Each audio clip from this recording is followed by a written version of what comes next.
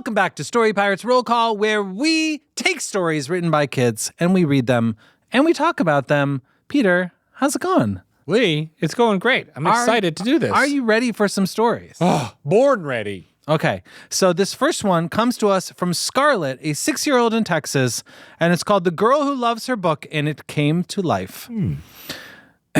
Charlotte, what a relaxing day to read my favorite book. I get to stay in bed all day, and I don't have to go anywhere else. Mom, Charlotte, it's time to wash the dishes. Charlotte, coming, Mom. I gave that coming, Mom kind of like some side eye, but actually the next line shows me that I was wrong to do that. Yeah. Okay, so I'm going to try that again. Charlotte, coming, Mom. Perfect. I love washing the dishes. Shwoo. What was that? I think my book came to life. It's a unicorn. Unicorn noises. Marshmallow. My name is Marshmallow. I will take you anywhere you want. Charlotte. Okay, I'd like to go to the beach. I'll pack up real quick. I've got to go for just a little bit. Marshmallow. We are at the beach. Charlotte. Yay! I'm going to build thousands of sandcastles. I've built 1,000 sandcastles. It's time to go home. Or maybe that might be, yeah. I've built 1,000 sandcastles. It's time to go home. Marshmallow. I'm sorry. I'm getting sucked into a giant clam. What? The end. Oh, no. Whoa. I have so many things to say about this, Lee. Please. This story seemed, well, first of all, it's so pleasant. Charlotte is excited to read her book, and then her mom makes her do chores, and she actually likes the chores. She's just fine. So pleasant. And then magically, her book becomes a unicorn, and she goes to the beach, and it's all perfect, and there's no problems till the very end. I'm getting sucked into a giant clam. I know. It's just like after so many fortuitous turns of events, the very end of the story is just like the worst thing that could happen to you on that day. You know that feeling? I try not to have it, but sometimes when everything's just going so right, you start to go like, it can't keep going this well, can it? Yeah. And no, it can't. Because you should enjoy it while it's happening. Next thing you know, your new marshmallow unicorn has been sucked into a giant clam. That's right. And like a freak accident too. Mm-hmm. It's not like the unicorn like got sand in its bathing suit or something, which can also ruin your day. It gets sucked into a giant clam, which doesn't happen that often. Do you think the giant clam, like this is just a passive clam that's just whatever comes by, or it's like an evil giant clam? I think it's just whatever. I think it's like a normal clam in the ocean. I don't think it's evil. I think the author clearly would have let us know if we should characterize this clam as anything other than just a normal clam you'd find in the ocean. Well, it's giant. We know that. That's true. Sure.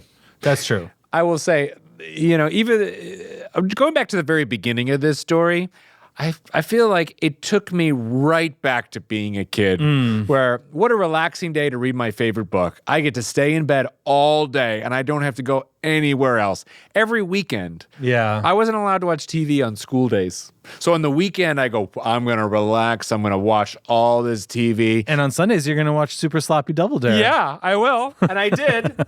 But then it just always felt like the second I finally got to watch TV, they're like, well, we're going to a baseball game. Overscheduled. Yes. We're going to church. We're doing this. And I'm like, where's the relaxing? Yeah. Do you overschedule your kids like that?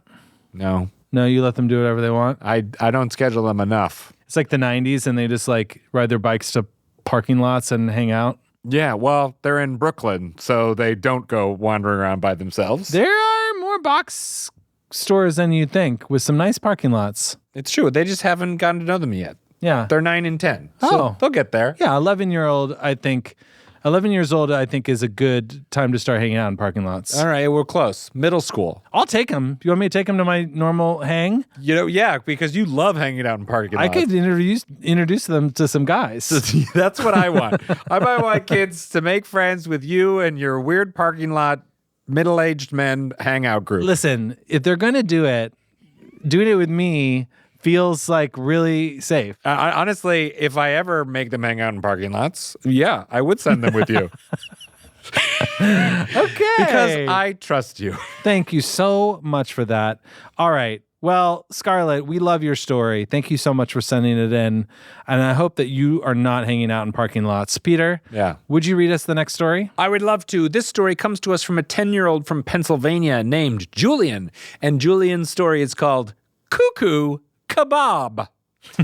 My name is Johnny McJellied-Belly, and I love to eat. Today I'm very hungry, and I want to make some good food. Here's what I have to start with. My fridge is particularly empty, except... Practically empty. Oh, thank you.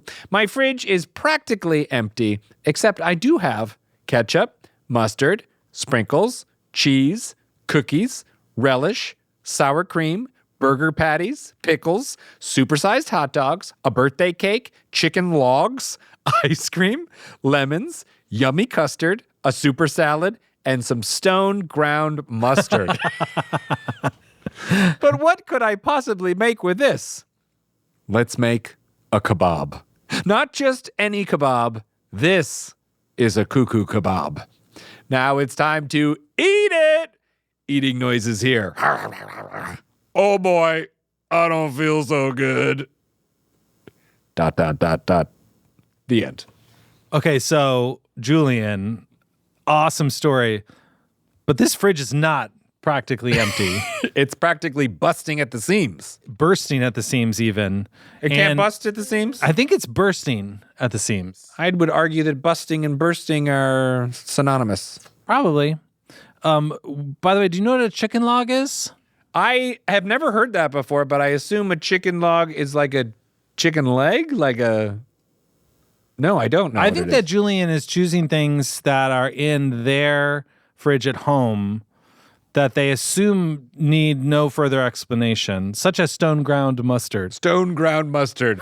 I don't know that I know what that is, but if I heard it, I'd be like, yeah. If you saw it on a package, you'd be like, oh, it's fancy mustard. Yeah, it's probably got little seeds in it. Yeah, exactly. It's ground with stones. You put it on a knockwurst. Well, mustard is a seed, right? Yes. Right? So you want to make it into a squishy squelch, you got to ground it. You need to bust it. You need to burst it. You burst at that the seed. seed level. So here's my other... It's bursting at the seeds. Here's my other...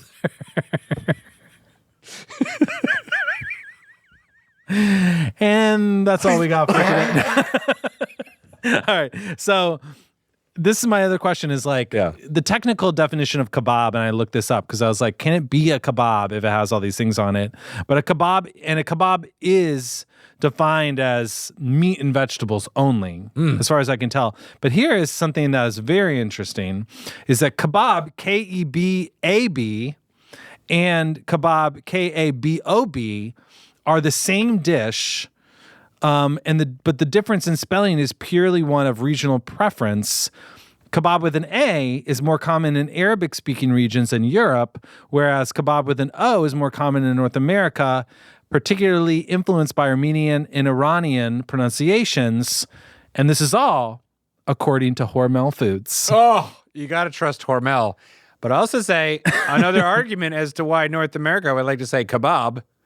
North American kids love to write the name Bob. That's true, but they're pronounced exactly the same. It's true. Well, kebab. And plus, Julian wrote K-E-B-A-B. Although in Down Under, like New Zealand... Shrimp on the bobby? No, well, they don't say that, but they say a kebab. Kebab? I'll have a kebab. I think you're thinking of of Wisconsin and Minnesota. Oh, that's how we have a kebab. You want a kebab? Yeah, we'll put a kebab on the grill. Put a shrimp on the bobby. Bab. You're right. I did grow up saying bab. Bab. Did you put the kebabs? Mom, you got the kebabs? Mom, you got the kebabs? Where's my bag? Bob's got them. I have to have them. We have to also acknowledge that Julian drew a picture of this kebab. Oh, yes. And it is a very long skewer. Very long skewer. With many a thing upon it. Yep. And what is that on the very top of it? A terrifying smiley face? That's part of the kebab? I don't know. I think it's just cuckoo kebab and then a smiley face in the same color as all the foods. Maybe he put it down and a hot dog and two vegetables popped off. Okay. You know how like the bat plane stops in front of the moon? Yeah. It's frozen. Right. How does it do that? The bat plane? Yeah. Well, it has the computer connected to the camera, so it knows it's directly between the moon and the camera. It stops. Kids out there, big fans of the 1989 classic Batman? Oh, boy. All right, let's read the last story, shall we, Lee? All right. This is from Olive in Oregon, a 7-year-old, and this story is called Sir Weirdo's French Fries. This is the story of a knight that didn't know how to be a knight. His name was Sir Weirdo. He had a best friend, Talking Elephant. I don't know how they met, but it was a very funny story. The elephant wears a funny dress. Sir Weirdo also has a dog that barks a lot. Sir Weirdo led everyone to the king, who was very angry, but was a millionaire. The king's name was Joe. Sir Weirdo brought French fries for King Joe that made him happy. The end. Wow. There's like several stories in here. I know. And the first one that really popped out to me is best friend is a talking elephant. I don't know how they met, but it was a very funny story. So this is Olive really understands character development and knows that you can't just give someone a sidekick and not tell a funny story about how they met, but doesn't really have the patience to tell us that story.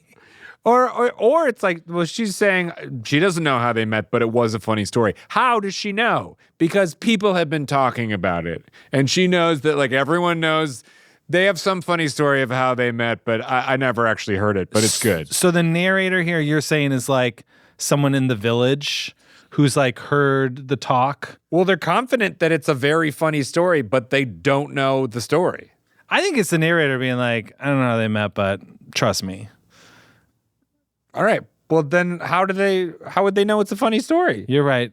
Maybe it's a villager. The elephant does wear a funny dress, though. It's true. Sir Weirdo has a dog that barks a lot. Do you think its name is Sir Barks a Lot? Ooh.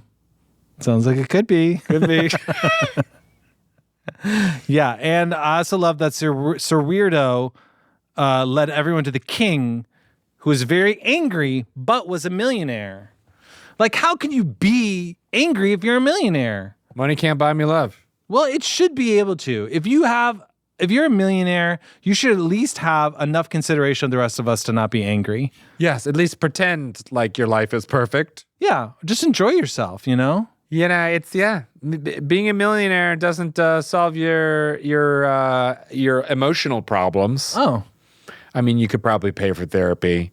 Don't get me wrong. It is a lot easier to solve your emotional problems if you're rich. It's true. But if you're that rich and everyone says yes to you, there's less incentive, perhaps. Yeah. We're getting deep here. Wow. You speaking from experience? I've just been hurt by a lot of millionaires. And a lot of kings. A lot of kings. But also, Sir Weirdo led everyone to the king, who was very angry but a millionaire. Sounds like a revolution, right? Or a revolt. But the king's name was Joe. Sir Weirdo doesn't lead a mob to the castle. He brings French fries to cheer up King Joe. And it works. Yeah. He's happy. He is a peaceful protester, and he protests with joy. It's like when Kylie Jenner hands the can of Pepsi to the riot police in that commercial that everybody was mad at. I vaguely remember this. You know what I'm talking about? I'm sure. Yes. Oh, yes, yes. Yeah, that solved all the problems. It solved all our problems. Gosh bless it. Well, Olive, your story is amazing. Thank you so much for sending it in. And to read all of today's roll call stories, just head to storypirates.com.